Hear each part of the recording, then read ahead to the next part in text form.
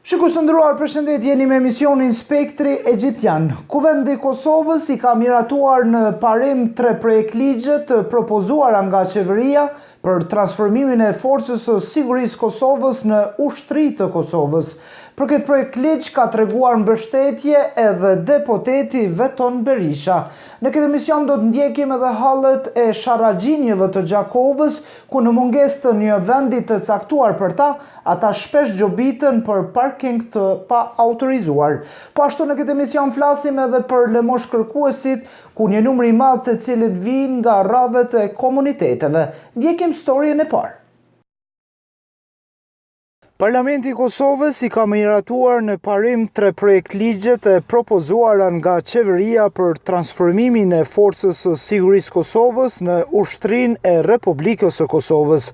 Deputetin nga komuniteti egjiptian Veton Berisha ka paraqitur gatishmërinë e tij për të mbështetur këtë aset vital të shtetit. Është pa diskutueshme se ushtria është një ndër shtyllat kyçe të shëndërtimit të një shteti. Jo vetëm se dëshiron forcën atij shteti ndaj vendeve tjera të rajonit dhe më gjarë, por edhe është një ndër shërbimet që dëshmon unitetin dhe forcën e brendshme të një shoqërie. Ushtria është faktor unifikues i një shoqërie. Fatkeqësisht në Kosovë, çështja e krijimit të forcave të armatosura të Kosovës ka qenë një faktor fragmentues në shoqëri, e kjo është vërejtur edhe në kuvend. Komuniteti egjiptian dhe unë si përfaqësues i tyre kemi qenë, jemi dhe do të mbetemi pro një shoqërie gjithëpërfshirëse në Kosovë, një bashkëjetesë fqinësore në shoqëri që duhet të reflektohet edhe në kuvend dhe në institucionet tjera të Kosovës.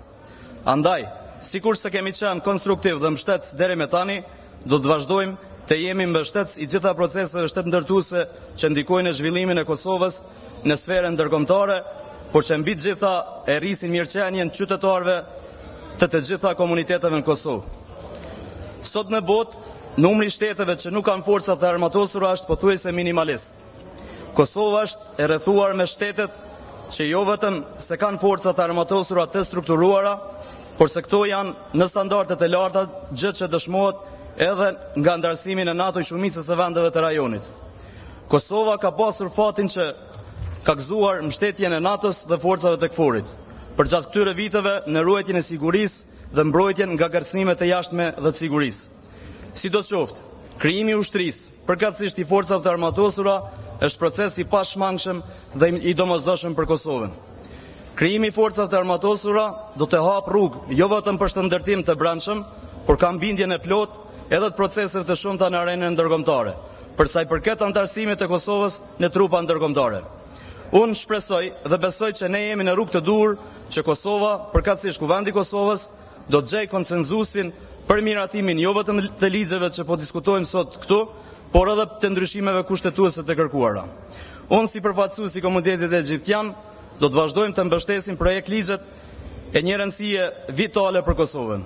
Po ashtu, do të përkujdesemi që këto projektligje të garantojnë dhe të zbatojnë të drejtat e komuniteteve siç janë të garantuara me kushtetutë. Ai po ashtu deputeti Berisha kërkoi që brenda dispozitave ligjore të implementohet si duhen procedurat e rekrujtimit dhe të respektohet përqindja e pjesëtarëve të komuniteteve në këtë institucion, në mënyrë që të mos të ndodhë që të mos implementohen këto ligje, sikur që ka ndodhur me ligjin për shërbimin civil.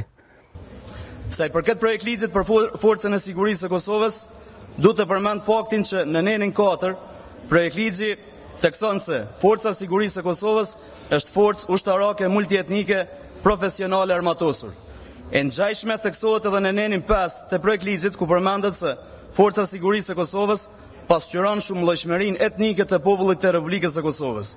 Po e vetë theksin në faktin se ligji në parim garanton se forca armatosur e Kosovës duhet të reflektojë përbërjen etnike dhe të ketë pjesëtar nga gjitha komunitetet që jetojnë në Kosovë, përfshirë këtu edhe komunitetin egjiptian.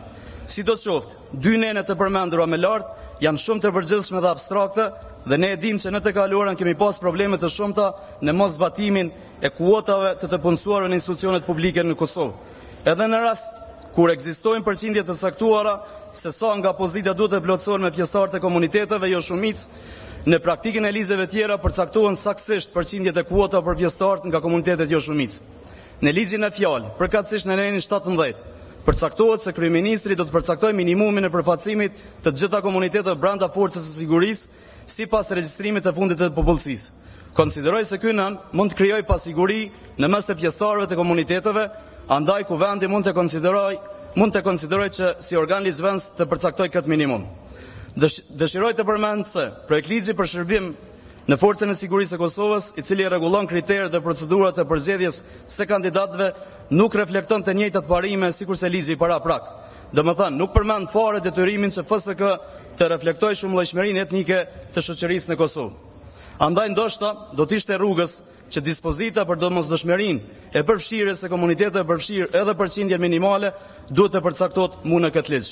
Përfundimisht, dëshiroj të theksoj sërish se forca armatosura një shteti është dhe duhet të jetë faktor unitetit të një shoqërie, dhe si e tillë konsideroj që rritja e numrit të pjesëtarëve të komuniteteve jo shumicë është vlerë e shtuar e Kosovës.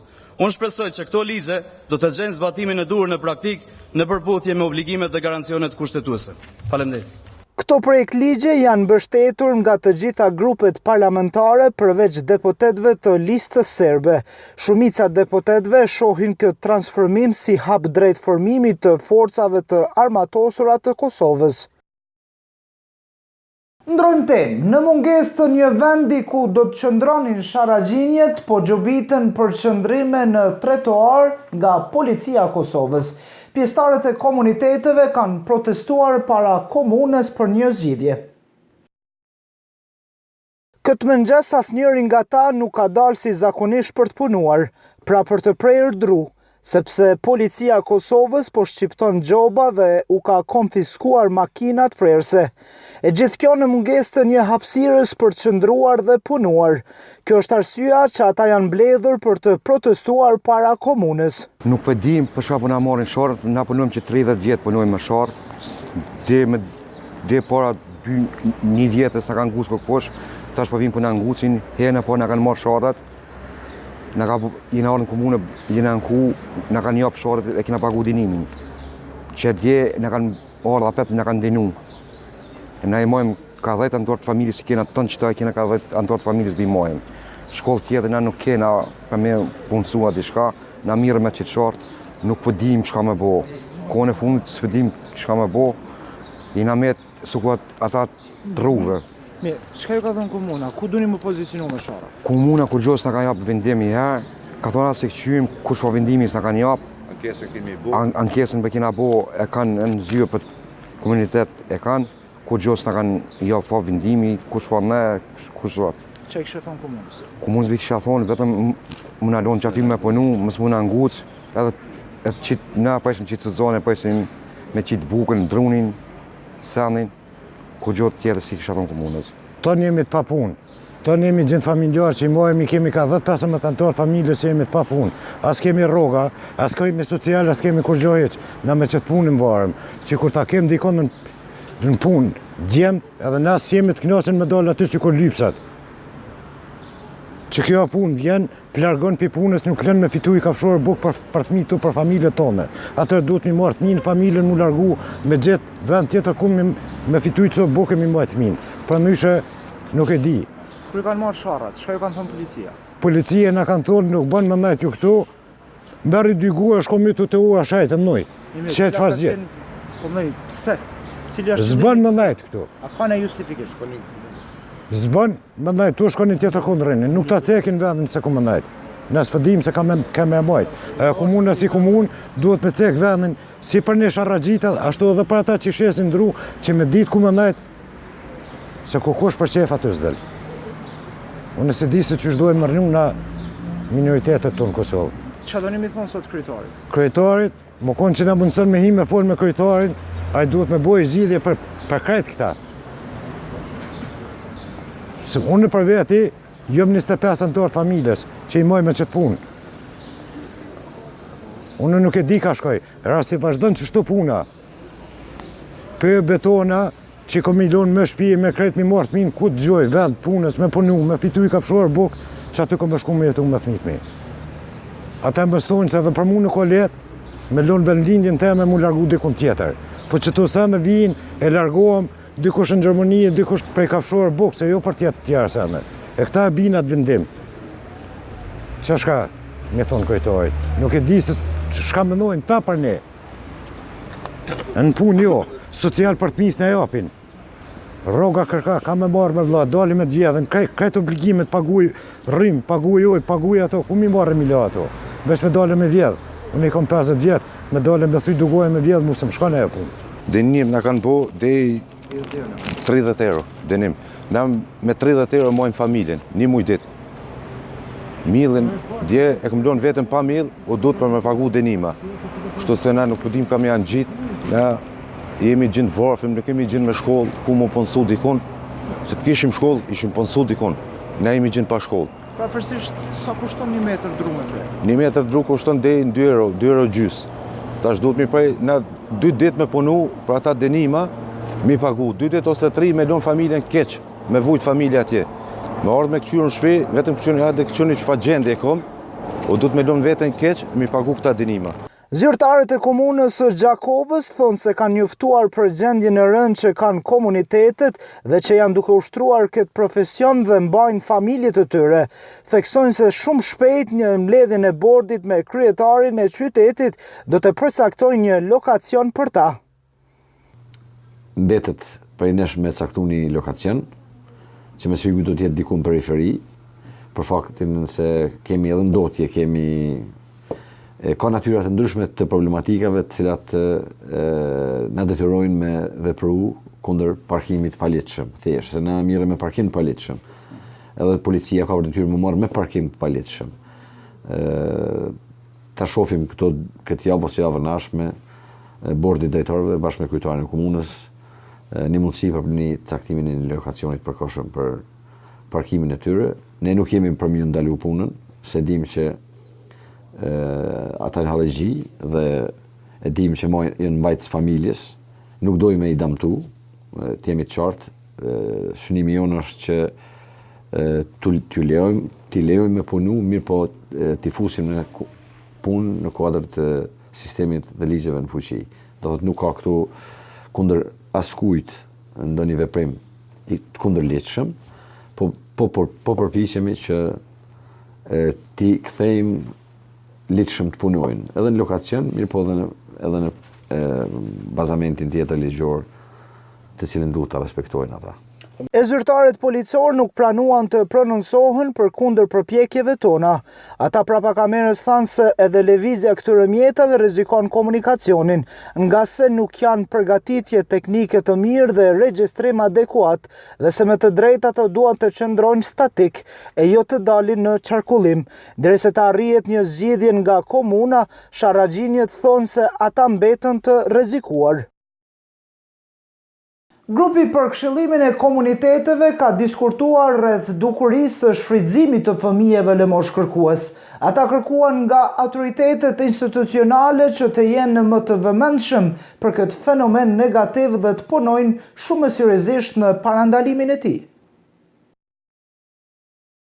Disa institucione të komunës së Gjakovës përfshirë qendrën për punë dhe mirëqenie sociale, drejtorinë e arsimit, shkollat dhe qendrën e komuniteteve janë bërë bashkë për të gjetur së bashku mundësinë dhe strategjinë për të luftuar dukurinë e shfrytëzimit të fëmijëve në punë, e veçmas shfrytëzimit të fëmijëve si lëmoshkërkues. U edhe të shumica pjesa cila ju jep parët. Se jo është drejt për drejt shumë me bisedu edhe me këto, po në mënyrë që na mundemi me vedisu masë më të madhe, ajo kishme qenë edhe më mirë, sa në momentin që fëmija nuk merë, shembull, një del një ditë nuk merë, një ditë tjetër nuk merë, tu qaj dikur mo, thot, ok, hajde peloqë, adin nuk po kam përfitim mo për sene. Adin po mendoj që nështë ta reagimi jonë kishë qenë mirë më kune i dy anshëm, edhe tek masa, edhe kryesisht tek objektivi kryesor. Ka herë po ndodhë që përshtohet duhet me përshojnë fytyra të reja. Besoj që institucionet përfaqëse ose këta kompetente që janë mund me bëhe një farë mekanizme që me kontrollua, vetëm mes me pas gjithmonë aty diçka të reja, vetëm që janë që kemi lëmoshkërkues të reja, vetëm mi përforcu taksi këto mekanizme. Në takim u tha që kontribut të veçantë në parandalimin e shfrytëzimit të fëmijëve duhet të jap qendra për punë dhe mirëqenie sociale, duke përfshirë këtu edhe policinë e Kosovës. Paraqitet rastit e në qendër për punë sociale, caktohet menaxheri i rastit, edhe mbarësisht prej rastit edhe ndihmësi, me qenë rasti pak më i rëndë edhe ndihmësi. Edhe menaxheri i rastit kryesisht merret me landën, edhe bën vizita në terren, jo gjithmonë si ekip, jo vetëm, mvaret i kqyr rrethonat e familjes, po atë identifikimi se çka e ka shty atë fëmijë që kërkon lemosh, apo gjendja ekonomike, gjendja shëndetësore e prindve, ka shumë faktorë që ndikojnë që ai fëmijë me qenë lemosh kërkues. Mirë po, në kuadër qendrës për punë sociale, është edhe ekipi, zyrtari i shërbimeve sociale, është përfaqësues edhe është trojza për menaxhimin e rasteve, i cili është zyrtari jonë e menaxhon këta. Në këtë trojezën për menaxhimin e rasteve, e mbështet tërdëzomi, i cili ju ndihmon këtyne familjeve me gjana ushqimore, higjienike, edhe gjana të ndryshme, për shembull shëndetësor me pas nevojë për ndonjë raport mjekësor që ka nevojë me ju mbulu barnat apo syzat diçka, i mbështet. Për ndryshe janë gjithë aktorët përfshim, është policia, është gjykata, është prokuria, është drejtoria e arsimit ka qenë, gjitha institucionet janë përfshime këtu. Edhe për drejtorinë e arsimit, ky fenomen mbetet sfidë dhe ata janë të gatshëm për të kontribuar.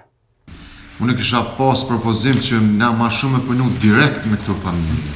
Jo me punu në aspektin e përgjithshëm, sepse këto kampanjat e aspektit përgjithshëm nuk pisho dhe aq suksesshme, sepse këta ikin me një farë forme, këto familje dhe mon që kanë fëmijë me lemosh kërkues.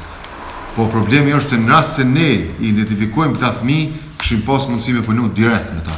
Përkundër infrastrukturës ligjore për të drejtat e fëmijëve dhe mbrojtjen e tyre, shumica fëmijëve shihen nëpër rrugët e qyteteve të ndryshme duke kërkuar lemosh, por edhe duke punuar punë të ndryshme dhe të rënda e që nuk duhet t'i bënin. Në takim u theksua se institucionet duhet të mirën shumë seriozisht me këtë dukuri. Shikues të nderuar, kaq për këtë emision, ju mos harroni të na shkruani në emailin ton zyrtar spektri egjiptian@rtk live.com. Deri në emisionin tjetër të radhës, mirëmbëjtje.